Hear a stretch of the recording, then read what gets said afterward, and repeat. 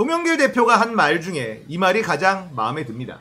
조국 전 장관 가족에 대한 검찰 수사의 기준은 윤석열 전 검찰총장의 가족 비리와 검찰 가족의 비리에 대해서도 동일하게 적용되어야 할 것입니다.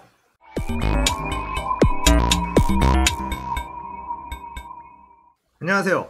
딱딱한 뉴스를 쉽고 재밌게 풀어드리는 시사건건 홀스영입니다. 자, 이번에 다룰 이야기는 송영길 더불어민주당 대표, 윤석열 가족 의혹도 조국 가족처럼 수사해야 이야기입니다. 자, 송영길 대표가 기자회견을 했습니다. 자, 여기서 조국 전 장관에 대한 사과가 있을 것이다, 이런 추측이 나오면서 많은 지지자들을 불안하게 만들었죠.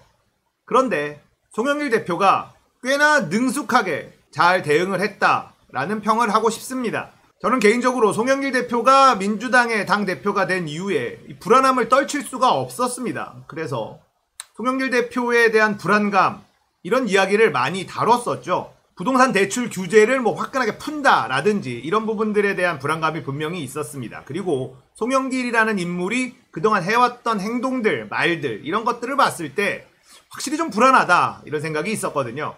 하지만 오늘 기자회견에서는 굉장히 능숙하게 잘 대처했다, 이런 평가를 내리고 싶어요. 자, 송영길 대표의 워딩을 한번 보겠습니다. 조국 전 장관과 관련해 법률적 문제는 재판이 진행 중인 상황으로 결과를 지켜봐야 할 것입니다. 조국 전 장관 가족에 대한 검찰 수사의 기준은 윤석열 전 검찰총장의 가족 비리와 검찰 가족의 비리에 대해서도 동일하게 적용되어야 할 것입니다.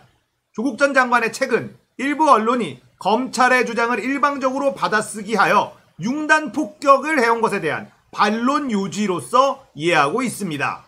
자, 이렇게 이야기를 했어요. 지지자들은 이 송영길 대표가 민주당이 조국 편 들어서 죄송합니다, 이럴까봐 엄청 걱정했거든요. 그런데 송영길 대표는 그런 식으로 이야기하지는 않았습니다. 정말 다행입니다. 자, 그 이후에 한 말로 지지자들 중에서 비판하는 사람들이 좀 있는 것 같은데요. 그 뒤에 했었던 이야기도 한번 말씀드리겠습니다. 법률적인 문제와는 별개로 자녀 입시 관련 문제에 대해서는 조국 전 장관도 수차례 공개적으로 반성했듯이 우리 스스로도 돌이켜보고 반성해야 할 문제입니다. 민주화 운동에 헌신하면서 공정과 정의를 누구보다 크게 외치고 남을 단죄했던 우리들이 과연 자기 문제와 자녀들의 문제에 그런 원칙을 지켜왔는지 통렬하게 반성해야 한다고 생각합니다. 좋은 대학 나와 좋은 지위, 인맥으로 서로 인턴시켜주고 품앗이 하듯 스펙 쌓기 해주는 것은 딱히 법률에 저촉되지 않는다 하더라도 그런 시스템에 접근조차 할 수 없는 수많은 청년들에게 좌절과 실망을 주는 일이었습니다. 민주당은 국민과 청년들의 상처받은 마음을 헤아리지 못한 점을 다시 한번 사과드립니다. 기회가 평등하고 과정이 공정하고 결과가 정의로운 나라가 되도록 공정과 정의의 가치를 바로 세우겠습니다. 자, 이렇게 이야기를 했습니다. 물어뜯을 준비가 다 되어 있는 언론을 상대로 한 기자회견이었기 때문에 굉장히 능숙한 수위 조절이었다고 평가하고 싶어요. 자, 이 스펙 품앗이, 이런 부분들에 대해선 조국 전 장관도 반성한다, 죄송하다, 사과를 여러 차례 했었죠. 이 부분에 대해서는 많은 국민들이 편을 들어주진 않을 겁니다. 비판받아야 되는 영역이라고 생각을 해요. 하지만 그 당시에 너무나 많은 사람들이 이런 스펙 품앗이를 했었기 때문에 조국 전 장관과 그 가족에게만 너무 과도한 화살이 돌아가는 것은 아닌가, 이런 생각이 들기 시작한 것이죠. 자, 조국 전 장관과 관련해서 엄청난 이슈가 뜨겁게 불타오르고 있을 때 민주당과 국민의힘은 국회의원들 자녀들 입시 관련해서 전수조사하자, 이렇게 얘기한 적이 있습니다. 어떻게 됐나요? 안 했어요. 안 했습니다. 이 자녀의 입시 문제에 관련해서는 어느 정도 가진 위치에 있는 사람들은 자유롭기가 쉽지가 않습니다. 도덕적으로 비난받을 수 있는 영역이긴 합니다만 이렇게 기소를 하고 재판으로 끌고 가고 100여 군데에 압수수색을 하고 2년, 3년간 이 가족 전체를 괴롭히는 것은 뭔가 부당하다. 그래서 처음에는 조국 전 장관과 그 가족들을 비판하다가 돌아가는 모양새가 너무 심하기 때문에 이건 좀 아니지 않나?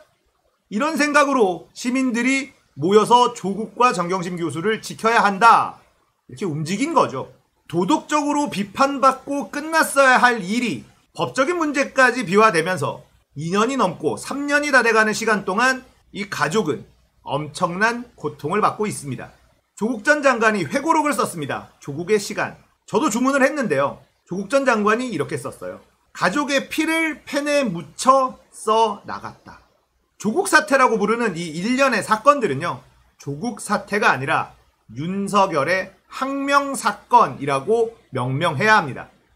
윤석열은 상급자인 조국 전 장관을 자신의 정치적인 이해를 위해서 희생시킨 사건이다. 윤석열 항명사건이다. 이렇게 명명해야 합니다.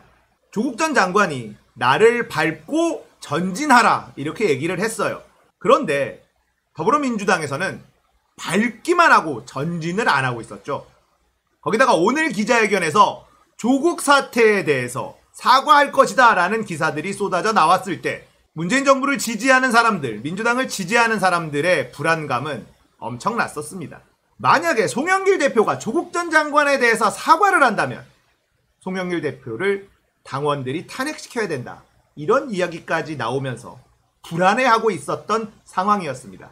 하지만 너무나 다행히도 송영길 대표는 능숙하게 적당한 수위에서 정리를 잘 했어요. 송영길 대표가 한 말 중에 이 말이 가장 마음에 듭니다. 조국 전 장관 가족에 대한 검찰 수사의 기준은 윤석열 전 검찰총장의 가족 비리와 검찰 가족의 비리에 대해서도 동일하게 적용되어야 할 것입니다. 바로 이 말이 저에게는 통렬하게 다가왔습니다. 선택적 분노, 선택적 수사, 선택적 기소.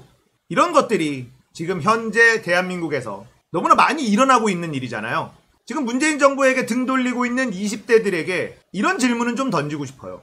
조국 전 장관의 가족들에게 그렇게 분노했으면서 왜 나경원의 가족에게는 분노하지 않으며 왜 윤석열의 사건에 대해서는 이렇게 분노하지 않으며 연세대 교수들의 자녀 입시 비리 문제에 대해서는 분노하지 않는가.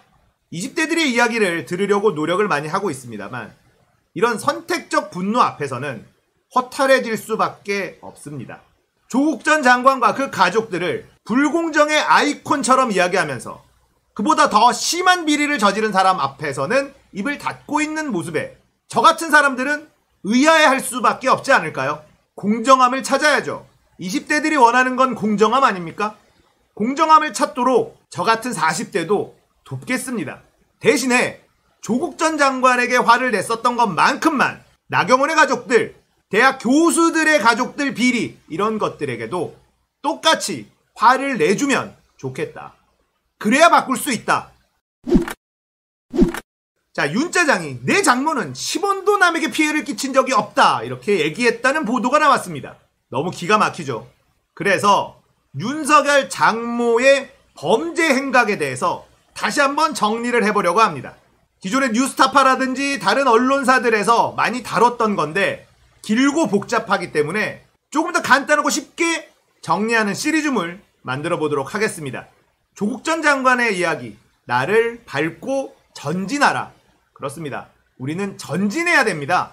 상식이 통하는 세상, 그리고 20대들이 희망을 가질 수 있는 세상, 공정한 세상, 이런 세상을 만들기 위해선 전진해야겠죠. 민주당에서 언론통일을 만들어서 빠르면 6월 이내, 늦으면 7월 안에 정리를 하겠다라고 이야기를 하고 있으니 그 부분도 계속해서 지켜봐야 될 것 같아요. 자, 오늘은 송영길 대표의 윤석열 가족 의혹도 조국 가족처럼 수사해라 이야기였습니다. 공감되셨다면 구독, 좋아요, 알림 설정 부탁드릴게요. 감사합니다.